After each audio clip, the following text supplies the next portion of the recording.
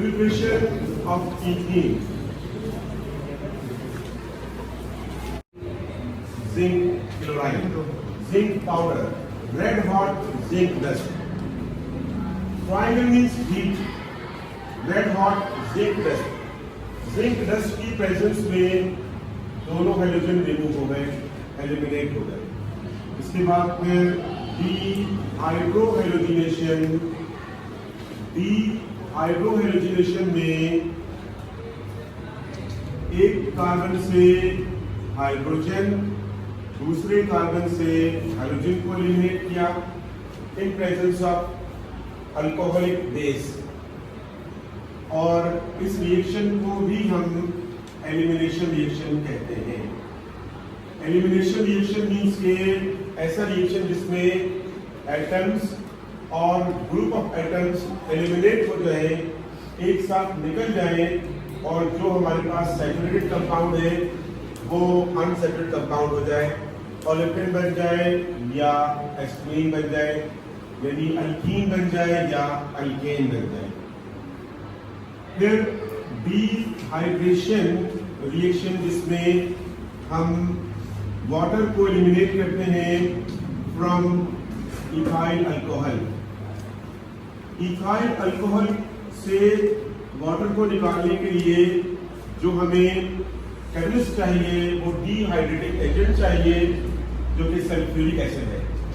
इसके साथ हमें टेम्परेचर भी याद रखना है कि 170 डिग्री सेंटीग्रेड या 180 डिग्री सेंटीग्रेड या फिर 190 भी हम लिख सकते हैं, लेकिन अगर हमने 140 रखा तो फिर ये हमें प्रोडक्ट वॉल्यूम देगा जो हमें चाहिए, फिर से ईथर बनेगा। ईथर अगर हम टेम्परेचर कम रखेंगे तो हमारे पास जो प्रोडक्ट बनेगी वो क्या होगी? C2H5OH और सल्फ्यूरिक एसिड, साथ में हमारे पास टेम्परेचर कम, ये दो यहां से निकल जाएंगे और ये C2 इस तरह से बन जाएगा प्लस वाटर, तो ये ईथर बन जाएगा। हमारे पास एक मॉलिक्यूल नहीं होगा, एक और मॉलिक्यूल भी होगा। आपको बताया था कि केमिकल रिएक्शन में हम ये देखते हैं कि हमारे पास प्रोडक्ट क्या बन रही है। बैलेंसिंग हम थ्योरेटिकल करते हैं, थ्योरेटिकल प्रोसेस बैलेंसिंग होती है। दो मॉलिक्यूल होंगे, इसके दो मॉलिक्यूल्स में से ईथर बना और जो दूसरा है वो वाटर अलग हो जाएगा। ये रिएक्शन होगा कब? जब टेम्परेचर लो रखेंगे, और अगर टेम्परेचर हाई रखेंगे तो प्रोडक्ट क्या बनेगी हमारे पास? ईथीन बनेगी। CH2 double bond CH2 plus H2O, water eliminate हो गया और डिहाइड्रेशन का प्रोसेस हम कह रहे हैं। इसके बाद फिर अगर हम इसको ईथीन को बनाना चाहें तो हम पायरोलाइसिस ऑफ इथाइल एसीटेट से भी कर सकते हैं, बना सकते हैं। इथाइल एसीटेट को हम लिखते हैं किस तरह से? CH3CO और C2H5।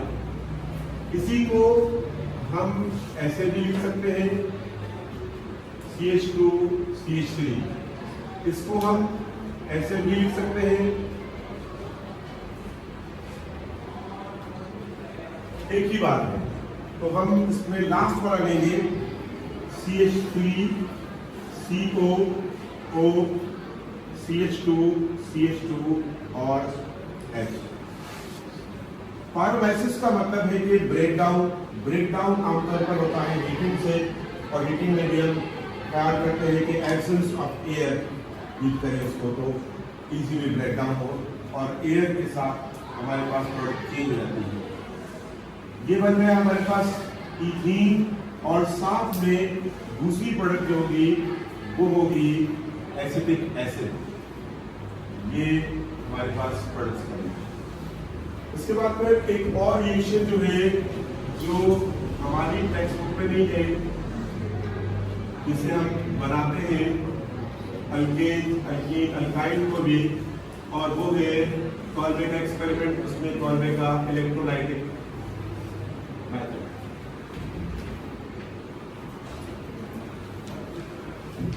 कौन से इलेक्ट्रोलाइटिक मेथड में हम क्या करेंगे, हमारे पास जो यूज करेंगे हम क्या यूज करेंगे, by using potassium succinate, succinic acid जो कि डाई कार्बोक्सिलिक एसिड है, डाई कार्बोक्सिलिक एसिड का salt potassium succinate.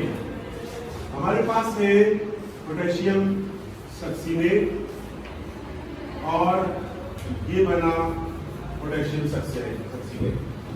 Succinic acid क्या होता है, डाई कार्बोक्सिलिक एसिड जिसमें हमारे पास 4 कार्बन है। इसको जब हम एसिड को बेस से रिएक्ट करते हैं तो हमें सॉल्टेड वाटर मिलता है और इसका सॉल्ट ये होगा हमारे पास पोटेशियम सक्सीनेट। इसको इन प्रेजेंस ऑफ वाटर यानी सॉल्यूशन की फॉर्म में इलेक्ट्रोलाइज करेंगे, हमें प्रोडक्ट मिलेगी इथीन कार्बन डाइऑक्साइड, दोनों एक इलेक्ट्रोड पर, सेम इलेक्ट्रोड पर, और पोटेशियम हाइड्रोक्साइड और हाइड्रोजन दूसरे इलेक्ट्रोड पर। अब इसमें जो मैकेनिज्म होगा वो क्या होगा, मैकेनिज्म हाइब्रिडाइजेशन में क्या होगा कि पोटेशियम का इलेक्ट्रॉन ऑक्सीजन लेकर अलग हो जाएगा। वो किस तरह से, ये इलेक्ट्रॉन पेयर है, ये ऑक्सीजन ले जाएगा और बन जाएगा हमारे पास सक्सीनेट रेडिकल, सक्सीनेट रेडिकल और पोटेशियम आयन। सक्सीनेट रेडिकल जाएगा एनोड पर और एनोड पर जाकर ये अपना इलेक्ट्रॉन, जिसने एक्स्ट्रा इलेक्ट्रॉन लिया था वो दे देगा। एक्स्ट्रा इलेक्ट्रॉन दे दिया और कन्वर्ट हो गया फ्री रेडिकल में, एक्स्ट्रा इलेक्ट्रॉन दे दिया। अब इसके बाद ये जो हमारे पास है कि यहां से बॉन्ड को तोड़ेगा, बॉन्ड टूटेगा और कार्बन डाइऑक्साइड बन जाएगा। ये सारा प्रोसेस इसमें हो रहा है कौन से इलेक्ट्रोड पर, एनोड पर। अब ये अपने इलेक्ट्रॉन को यहाँ बॉन्डिंग बनाने के लिए यूज करेगा, कार्बन को ये बॉन्ड तोड़ना पड़ेगा और दोनों कार्बन के पास एक एक एक्स्ट्रा इलेक्ट्रॉन है, जिससे मिलकर वो बना लेंगे डबल बॉन्ड। अब देखते हैं हम कि हमारे पास जो ये 2 इलेक्ट्रॉन है ये कहां जाएंगे, कैथोड पर। कैथोड पर रिएक्शन क्या होगा, कैथोड पर हमारे पास है वाटर और उसमें 2 इलेक्ट्रॉन ऐड हुए, ये हाइड्रोक्सिल इलेक्ट्रॉन पे ले जाएगा OH नेगेटिव चार्ज प्लस इन दोनों हाइड्रोजन के ऊपर जो पॉजिटिव चार्ज आएगा, इलेक्ट्रॉन मिल जाएंगे और ये बन जाएगा हमारे पास H2 हाइड्रोजन गैस। ये जो हाइड्रोक्सिल है, ये हाइड्रोक्सिल पोटेशियम के साथ रिएक्ट करेगा, तो यहाँ पर पोटेशियम आया 2 हाइड्रोक्सिल, ये बन गया हमारे पास पोटेशियम हाइड्रोक्साइड। ये रिएक्शन हुआ हमारे पास कहां पर, कैथोड पर। तो ये वाली प्रोडक्ट्स बनी कैथोड पर और ये वाली प्रोडक्ट्स बनी एनोड पर। ये प्रोडक्ट्स जो हमारे पास बन रही है कैथोड और एनोड पर। ये हो गया प्रोसेस हमारा प्रिपरेशन का complete. Preparation of ethene, ethene की प्रिपरेशन हो गई। इसके बाद फिर अब हम इसकी फिजिकल प्रॉपर्टीज पढ़ेंगे। इथीन की फिजिकल प्रॉपर्टीज जो आप लोग फोकस से देखेंगे तो देखेंगे इथीन की स्टेट क्या है, इथीन का कलर क्या है और इथीन का ऑर्डर क्या है। इसमें क्योंकि पाइबोन है तो पाइबोन की वजह से स्मेल आती है और इसमें स्वीट स्मेल हो जाएगी, इसकी ऑर्डर स्मेल चेंज हो जाएगी। इसका मेल्टिंग पॉइंट और बॉइलिंग पॉइंट देखेंगे, इसमें इसकी डेंसिटी देखेंगे, कंपेयर करेंगे वाटर से कि डेंसिटी क्या है इसकी, डेंसर देन वॉट एयर, तो not water but air, denser then air और लाइटर देन एयर। ये लाइटर देन एयर, इथेन का मॉलिक्यूलर मास है 28, C2H4 इसका मॉलिक्यूलर मास है 28, एयर मींस ऑक्सीजन, ऑक्सीजन का मॉलिक्यूलर मास 32, तो 32 के मुकाबले में इसका कम है, तो कहेंगे lighter than air, ethane is also lighter than air. इसके बाद हम इसकी केमिकल प्रॉपर्टीज को देखेंगे। केमिकल प्रॉपर्टीज में क्योंकि इसमें है पाई बॉन्ड, इसमें pi bond present, alkyne family का मेंबर है, अल्कीन फैमिली का मेंबर होने की वजह से इसमें पाई बॉन्ड है, और पाई बॉन्ड की वजह से इसमें क्या होगा कि ये रिएक्टिव ज्यादा होगा, अल्केन से ज्यादा रिएक्टिव होगा। अल्कीन में जो रिएक्शन है वो फ्रीक्वेंट रिएक्शन होगी, मतलब कि अल्केन को हम कह रहे हैं इनर्ट, इनर्टनेस है उसमें, रिएक्टिविटी कम है, लेकिन अल्कीन उसके मुकाबले में रिएक्टिव ज्यादा है।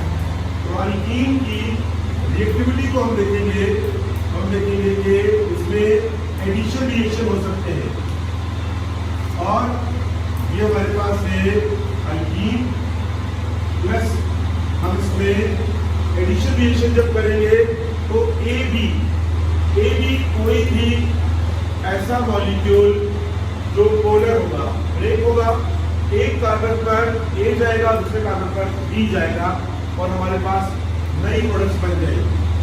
वो किस तरह से, डबल बॉन्ड ब्रेक हुआ और डबल बॉन्ड के ब्रेक होने से एक कार्बन पर ए आया और दूसरे कार्बन पर बी आ गया, ये नई प्रोडक्ट है। अगर इसमें हम रिएक्शन कर रहे हैं हाइड्रोजिनेशन रिएक्शन, हाइड्रोजिनेशन रिएक्शन के बारे में हमने पढ़ा था, तो ये एडिशन ऑफ हाइड्रोजन होता है, और इसके अलावा इसमें हमने रिडक्शन का भी पढ़ा था कि एडिशन ऑफ हाइड्रोजन का मतलब रिडक्शन, और इस रिएक्शन को हम नाम क्या देते हैं, सेबेटान-सैंगरेन रिएक्शन।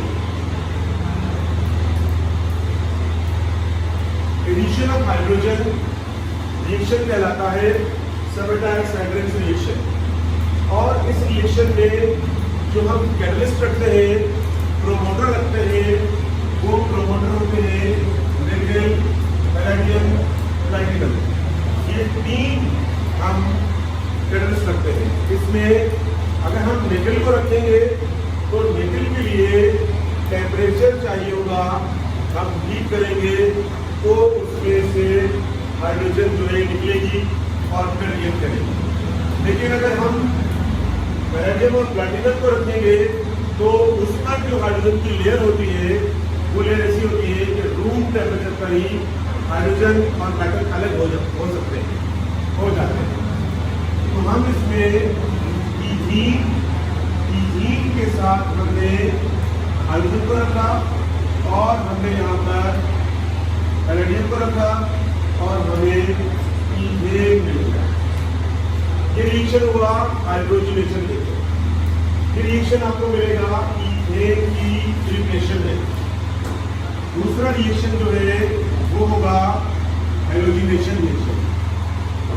हैलोजिनेशन रिएक्शन आपको पता होना चाहिए कि डीहैलोजिनेशन का अपोजिट होगा। डी का मतलब होता है रिमूवल, निकालना, और अगर हम डी हटा दें तो इसका मतलब हो जाएगा एडिशन, ऐड करना। तो अगर हमारे पास है हाइड्रोजिनेशन, इसका मतलब एडिशन ऑफ हाइड्रोजन। लेकिन अगर हमारे पास है डीहाइड्रोजिनेशन, इसका मतलब रिमूवल ऑफ हाइड्रोजन। तो यहाँ पर हम यूज कर रहे हैं halogenation, means addition of hydrogen. वो कार्बन जिनके बीच में डबल बॉन्ड है वो डबल बॉन्ड टूटेगा तो हर एक कार्बन के पास एक एक वैकेंट जगह होगी और वो एक एक क्लोरीन को या हैलोजन को ऐड कर लेगा। तो हैलोजिनेशन रिएक्शन में आपको याद रखना होगा इसका रिएक्टिविटी ऑर्डर। रिएक्टिविटी ऑर्डर के लिए आप देखेंगे कि मोस्ट रिएक्टिव क्लोरीन होता है, इतना ज्यादा रिएक्टिव होता है कि उसका रिएक्शन अनकंट्रोल कहलाता है। विगरस रिएक्शन, अनकंट्रोल्ड रिएक्शन, ऐसा रिएक्शन जो कंट्रोल ना हो। तो क्लोरीन से थोड़ा मॉडरेट रिएक्शन होगा, क्लोरीन का रिएक्शन जो कि कंट्रोलेबल होगा। उसके बाद फिर ब्रोमीन का भी गुड रिएक्शन होगा और आयोडीन ऐसा होगा जैसा आप जैसे कोई सुबह सुबह उठने के लिए कोई बहुत लेजी बच्चा हो वो होगा, कोई ढंग के लेकर उसको रिएक्ट करवाए, ढंग के लेकर कोई बारिश के लिए भेजे। तो इसमें आयोडीन जो है वो सॉलिड स्टेट में मिलता है। सॉलिड स्टेट का मतलब कि अब कोई सॉल्वेंट होगा तो उसके मॉलिक्यूल को ब्रेक करेगा, उसके सॉलिड को खत्म करेगा सॉलिड स्टेट को और फिर वो रिएक्टिव होगा आयोडीन। तो सबसे लीस्ट रिएक्टिव होगा आयोडीन, सबसे मोस्ट रिएक्टिव होगा chlorine. Chlorine, chlorine, bromine, iodine सबसे कम रिएक्टिव आयोडीन वो क्यों? क्योंकि वो सॉलिड स्टेट में है, उसको सॉल्वेंट चाहिए। आप इसका रिएक्शन लिखेंगे तो हम इसमें फ्रीक्वेंटली क्लोरीन और ब्रोमीन को इस्तेमाल करते हैं जिनके रिएक्शन कंट्रोलेबल होते हैं। इसमें जो प्रोडक्ट मिलेगी हमें वो मिलेगी हमें विसिनल डाइक्लोराइड। विसिनल डाइक्लोराइड मिल गई हमें क्योंकि दोनों क्लोरीन एडिशन कार्बन पर आए हैं, इसीलिए विसिनल प्रोडक्ट मिल गई हमें। इसके बाद फिर इसमें हम अगर हाइड्रेशन करेंगे, एडिशन ऑफ वाटर करेंगे तो हाइड्रेशन का प्रोसेस वो भी सल्फ्यूरिक एसिड की प्रेजेंस में ही होता है। Sulphuric acid as a catalyst काम करता है। आप बुक में देखेंगे कि सल्फ्यूरिक एसिड किस तरह से थोड़ी देर के लिए इंटरमीडिएट अनस्टेबल प्रोडक्ट बनाएगा और उसके बाद फिर थोड़ी देर बाद निकल जाएगा ऐसे ही और ये बना लेगा इथाइल अल्कोहल। इथाइल अल्कोहल बन जाएगा और ये प्रोसेस रूम टेम्परेचर पर हो सकता है। ये इथीन वाटर से लीड करेगा in presence of sulphuric acid और बनाएगा इथाइल अल्कोहल। उसके बाद इसके रिएक्शन को कंटिन्यू करते हैं, यहाँ से इसको रेस करके कंटिन्यू करते हैं।